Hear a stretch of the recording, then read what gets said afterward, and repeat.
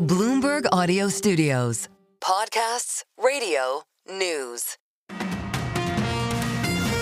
Good morning, I'm Nathan Hager. And I'm Karen Moscow. Here are the stories we're following today. Karen, it is a big day as we await Mag 7 earnings and this afternoon's Fed decision. But we begin in Washington, where President Trump has been shaking up the federal government on a number of levels. Let's start with the latest development. The president is offering buyouts to federal workers who don't want to comply with his demands to return to the office full time. A memo titled Fork in the Road says the payments will run through September 30th as long as the employees decide to resign by February 6th. Democratic Senator Tim Kaine isn't buying the president's offer. He's tricked hundreds of people with that offer. If you accept that offer and resign, he'll stiff you just like he stiffed the contractors. He doesn't have any authority to do this. Do not be fooled by this guy. Democrat Tim Kaine spoke on the Senate floor last night. The memo from the Office of Personnel Management says the Trump administration is seeking a more streamlined and flexible workforce. Well, Nathan, the buyout offer comes after a surprise move by the president to block trillions of dollars in government spending, only to have it blocked by a federal judge.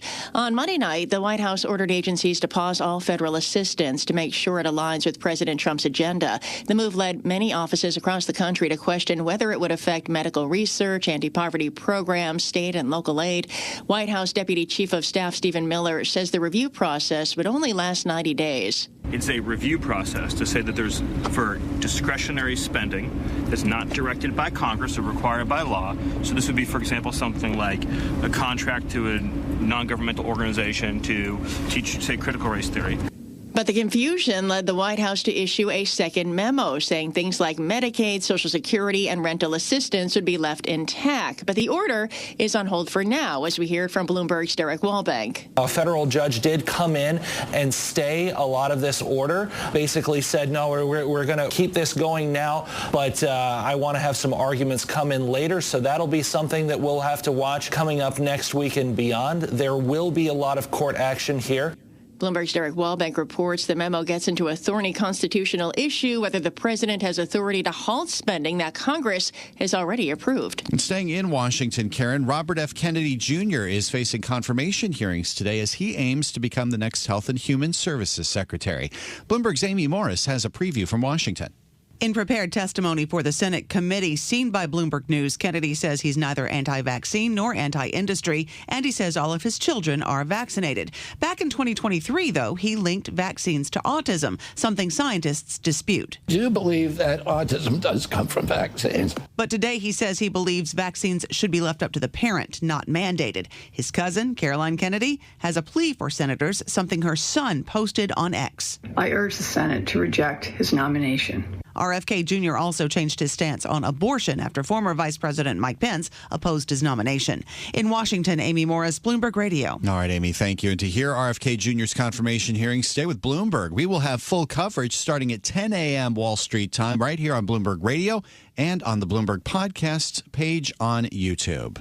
Well, Nathan, President Trump has threatened to impose a 25% tariff on Canadian goods on Saturday, February 1st. Chrystia Freeland, who is running to succeed Prime Minister Justin Trudeau, is urging the government not to wait to respond. Bloomberg's David Gura is in Toronto for an exclusive sit-down with Freeland. Chrystia Freeland sent shockwaves through Canada when she stepped down as Prime Minister Trudeau's deputy in December. In her resignation letter, she accused him of failing to prepare Canada adequately for a second Trump term. Now Freeland is making a bid to lead Canada's Liberal Party and to be the next Prime Minister. And she says weakness is a provocation for President Trump, and capitulation is not a negotiating strategy. Well, I think we should start responding today. I think that we should publish for consultation a retaliation list. I think it should be massive, right? It should be $200 billion. That's not saying that we retaliate at $200 billion, but giving us like a menu, like a smorgasbord of choices. And we need to publish it now because when President Trump says America first, I believe him. Freeland says Canada needs to appeal directly to Americans so they understand what's at stake if there's a trade war. In Toronto, David Gura, Bloomberg Radio. Okay, David, thank you. Turning to markets now, tech stocks saw a rebound on Wall Street yesterday. It comes as we have new developments involving the Chinese artificial intelligence startup DeepSeek. For that, we're joined by Bloomberg's John Tucker. Good morning, John. And Nate, let's start with the markets. A relative sense of calm prevailed after that pretty rough start to the week, following a plunge that erased almost $600 billion in value Monday. NVIDIA rallied 8.9%.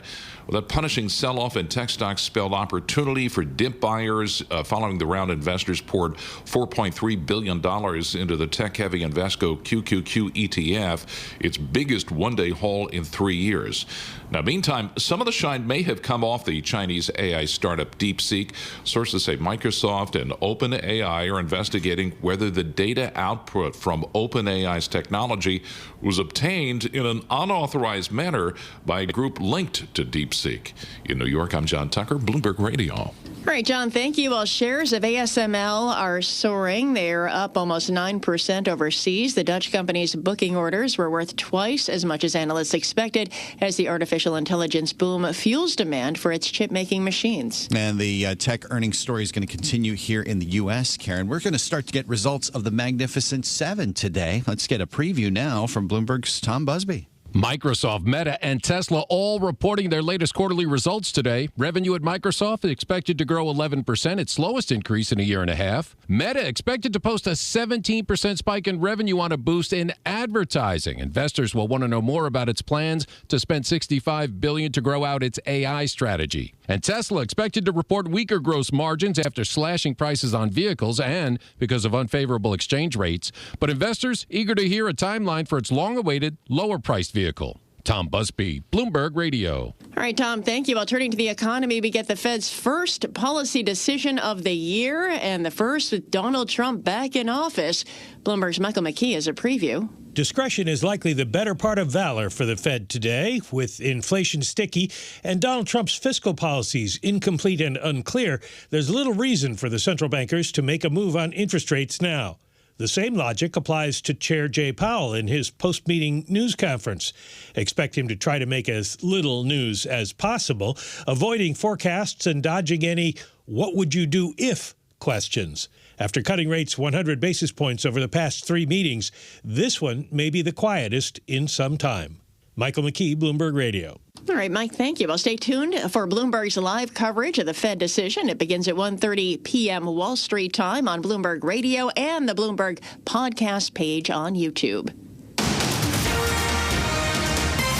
Time now for a look at some of the other stories making news in New York and around the world. And for that, we're joined by Bloomberg's Michael Barr. Michael, good morning. Good morning, Karen. There were at least 3 ICE raids in New York City on Tuesday. At least 20 people were taken into custody. Frank Tarantino, DEA special agent in charge of the New York division, says more multi-agency raids are likely.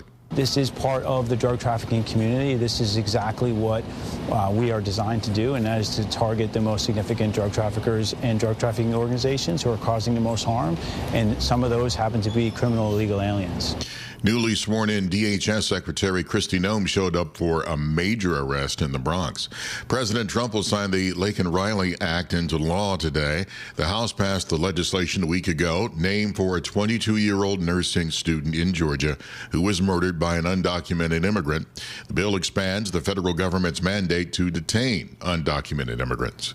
Former New Jersey Senator Bob Menendez will be sentenced alongside 2 co-defendants in a New York courtroom after being convicted on 16 counts of bribery, extortion, conspiracy, and obstruction of justice.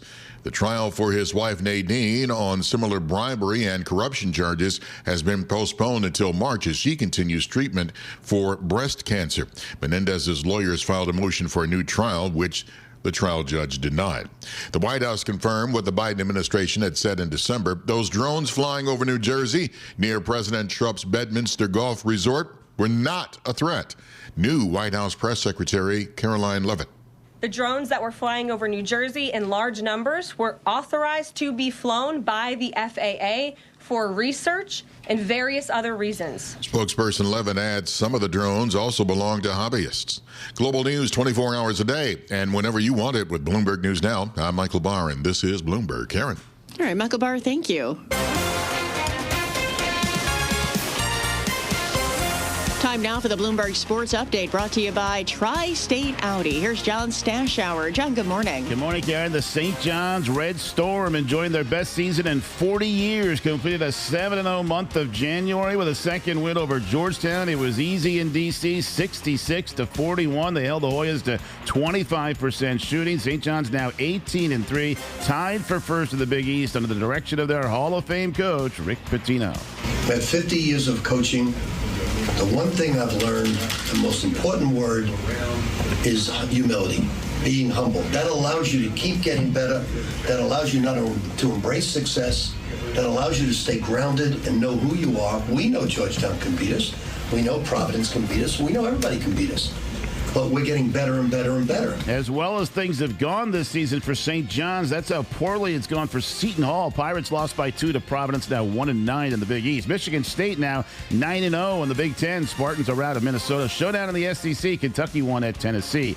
NBA in Philly, Sixers beat the Lakers. Tyrese Maxey scored 43. Knicks and Nuggets tonight at the Garden, where the Rangers got shut out by Carolina 4-0. So 2 home losses after the Rangers had gotten at least a point in 10 straight games. They are again now on the outside looking in for a playoff spot, as are the Islanders, but they had a big third period at UBS, scoring 4 times to beat Colorado 5-2. Bruins lost in Buffalo 7-2.